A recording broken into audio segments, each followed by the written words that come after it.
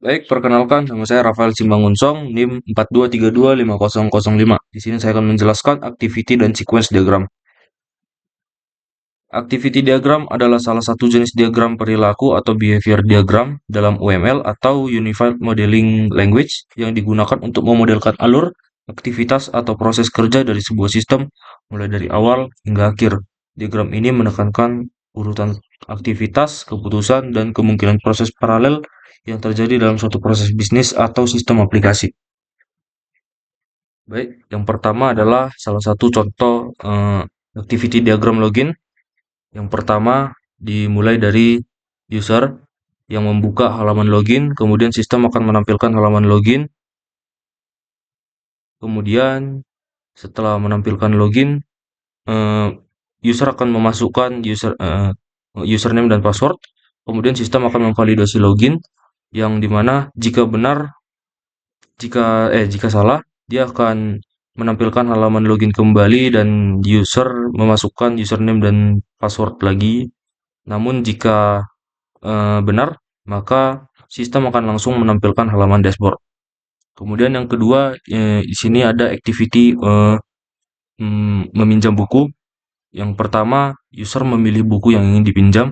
Kemudian sistem akan melakukan pengecekan ketersediaan buku. Kemudian di sini ada sebuah gateway yang dimana jika buku tidak tersedia, maka sistem akan menampilkan pesan buku tidak tersedia dan proses selesai. Namun, jika bukunya tersedia, sistem akan melanjutkan dengan mencetak transaksi peminjaman dan mengubah status buku, kemudian menampilkan bukti peminjaman.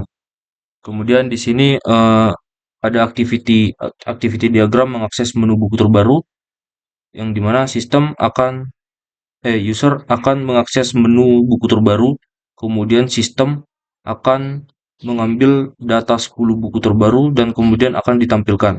Kemudian proses selesai. Kemudian di sini ada studi case lain yang dimana yang pertama ini studi case ATM.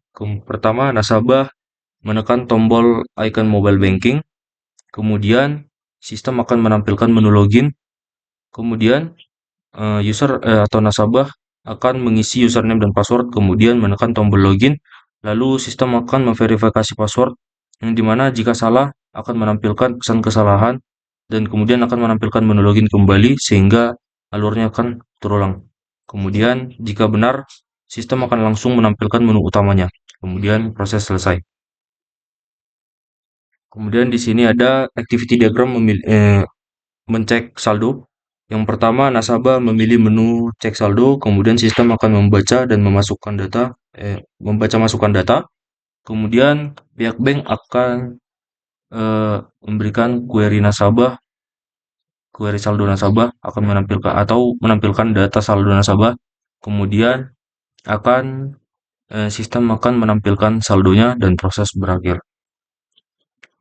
Selanjutnya adalah sequence diagram. Sequence diagram adalah salah satu diagram perilaku atau behavior diagram dalam UML yang digunakan untuk menggambarkan urutan interaksi antar objek atau aktor dalam suatu sistem berdasarkan waktu.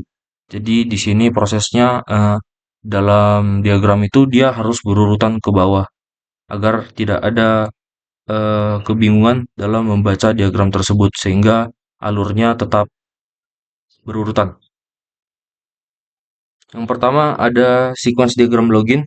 Yang pertama, user akan membuka halaman login, kemudian view login akan menampilkan halaman login, dan kemudian user akan memasukkan username dan password. Kemudian view login akan memvalidasi username dan password ke controller.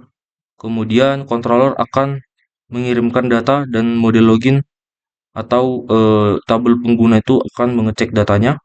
Kemudian model login akan mengirimkan datanya. Kemudian view login menerima datanya, dan kemudian view login akan menampilkan halaman dashboard. Kemudian di sini ada alternatif yang dimana jika benar maka dia akan menampilkan halaman dashboard, dan jika salah dia akan menampilkan pesan error. Kemudian selanjutnya user akan login, kemudian view login akan menampilkan halaman utama, dan kemudian user mengakses menu buku ke boundary view melihat buku. Kemudian eh, bukunya akan divalidasi. Kemudian controller akan eh, mengirimkan data bukunya. Kemudian tabel melihat buku akan mengirimkan data bukunya. Dan kemudian controller akan mengirimkan data buku terbaru dan kemudian akan ditampilkan ke user. Kemudian di sini yang ada selanjutnya ada username, user akan login, kemudian view login akan menampilkan halaman utama, dan kemudian user akan memilih buku. Kemudian view meminjam buku akan mengirimkan data buku ke controller. Kemudian controller akan melakukan pengecekan buku ke tabel meminjam buku. Kemudian tabel meminjam buku akan memberikan hasil pengecekan, dan kemudian controller akan view meminjam buku akan mencatat transaksi peminjaman, dan kemudian view meminjam buku ini akan menampilkan bukti peminjaman. Kemudian dan atau dan kemudian di sini ada alternatif.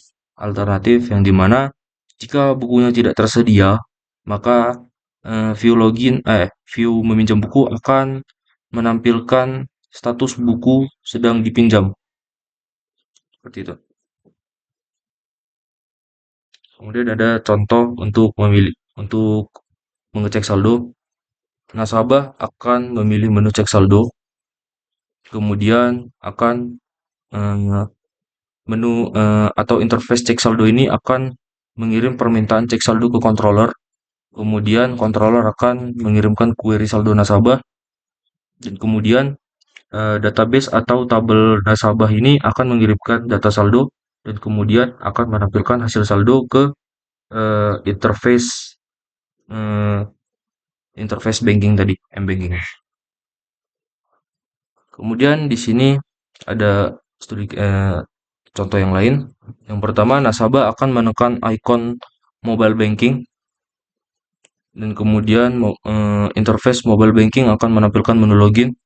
Kemudian nasabah akan mengisi username dan password, kemudian menekan tombol login, dan kemudian interface ini akan mengirimkan data login itu ke controller, dan kemudian controller akan menyampaikan data loginnya ke atau memvalidasinya ke tabel nasabah.